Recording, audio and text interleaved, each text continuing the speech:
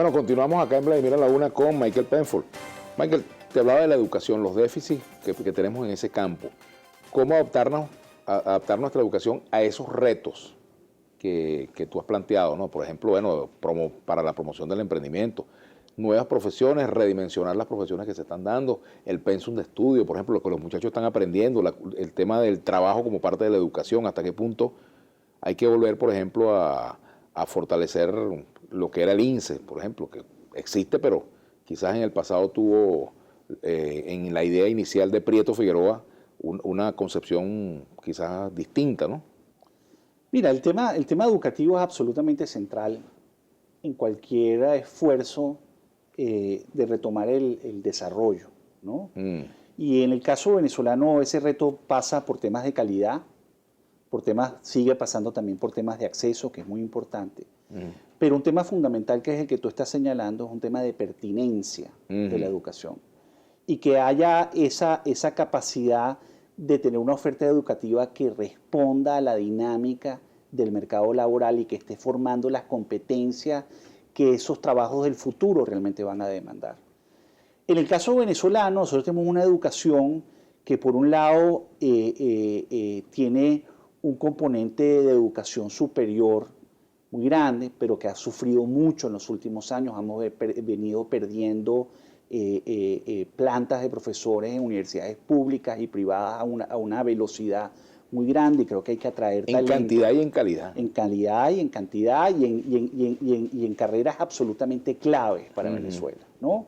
Y además, todo lo que tiene que ver con la educación técnica es un debate fundamental en este esfuerzo de reconstrucción que tú estás hablando. Es decir, en ese esfuerzo de reconstrucción, la educación técnica y el papel que puede jugar instituciones como el INSE son claves.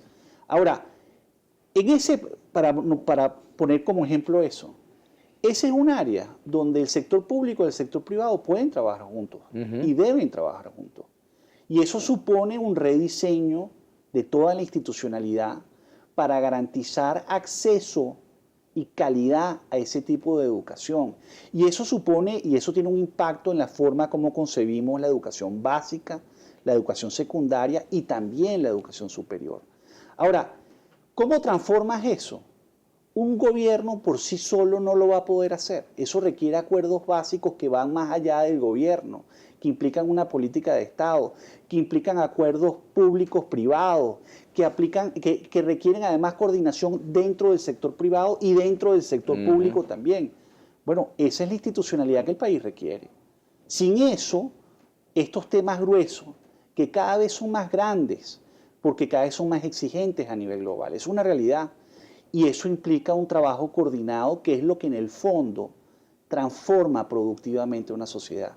Cuando tú logras hacer eso, cambias la vida de un país, cambias la vida de la gente, porque en el fondo estás garantizando acceso a esas competencias que la gente necesita para poder conseguir mejor trabajo. Ahora, de nada hacemos haciendo toda esa reforma educativa si no tenemos un mercado laboral dinámico que está creando empleos de calidad, donde hay inversión, donde hay emprendedores, donde hay tecnología, donde hay innovación. A ese punto iba el tema de la tecnología y la innovación. Fíjate, me llegaste al punto que yo quería tocar también.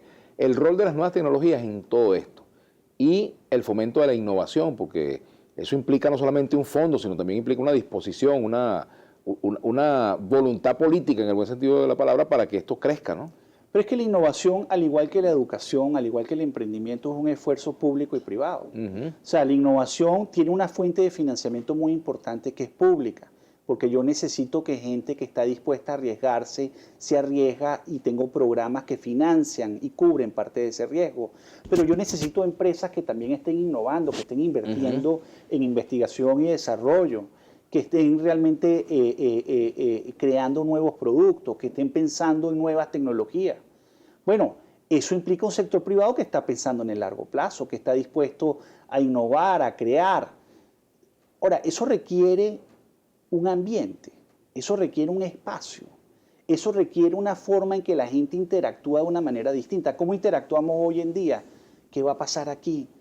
La política pasa a ser como el gran tema de conversación. Hay que cambiar la conversación quizás un poco. Bueno, no, hay que cambiar el país. También, por supuesto. O sea, es que ese es el drama. Si no cambias esa dinámica, no vas a tener el impacto que requieres para que ese contexto permita que esos emprendedores, esas empresas innovadoras, los programas del sector público, la educación, las transformaciones educativas tengan el impacto deseado. Ahora, pero ¿cómo cambias tú el país? También planteando los temas. O sea, si tú no cambias la conversación, el país no va a cambiar. ¿A qué me refiero? O sea, el gobierno tiene decisiones que tomar, la oposición tiene decisiones que tomar, el empresariado tiene decisiones que tomar, los trabajadores organizados no tienen decisiones que tomar.